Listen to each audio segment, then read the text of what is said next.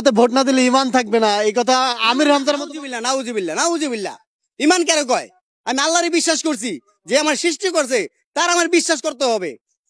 যে আমার সৃষ্টি করছে সে সব কিছু যা সৃষ্টি করছে সব একজন উপরে, একজন, তারা বিশ্বাস করতেই হবে। কারণ আমার জন্ম হয়েছে, আমার মৃত্যু হবে, জন্ম হয়েছে মৃত্যু হবে, এরা কোনোই নাই। কেউ কেউ তার মনে আমার মৃত্যু হবে না, নাউজুবিল্লাহ, কেউ কেউ তার মনে। তুই যে আপনি যে কথা বললেন, কোন কথার প্রশ্ন দিলেন আমারে? কোন কথা বললেন? কোন? এই যে আমির হামজা বলেছে জামাতে ভোট না দিলে ভোট না দিলে ইমান থাকবো না।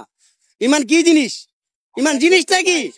ইমান আমার ভিতরে যে বিশ্বাস আকৃতা, এটা ইমান। ইমান ইমান আমার বিশ্বাস আকৃতা, এটা ইমান। আর যে যে সৃষ্টি করছে তার আমার চিনতে হবে, এটা আমার ইমান। আগে ইমান চিনুম, এবার হলো নামাজ।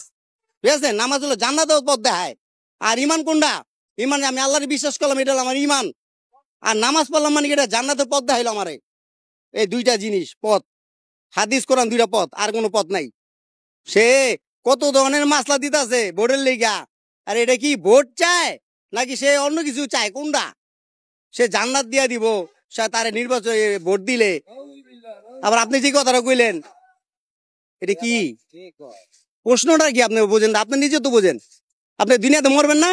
আপনি মুসলমান নাকি হিন্দু কইতাই না, যে মুসলমান হন তত দুনিয়াতে সবকিছু বোঝেন। যে সৃষ্টি আছে তা তো বিশ্বাস করতেই হইব, নাকি অন্য কিছু?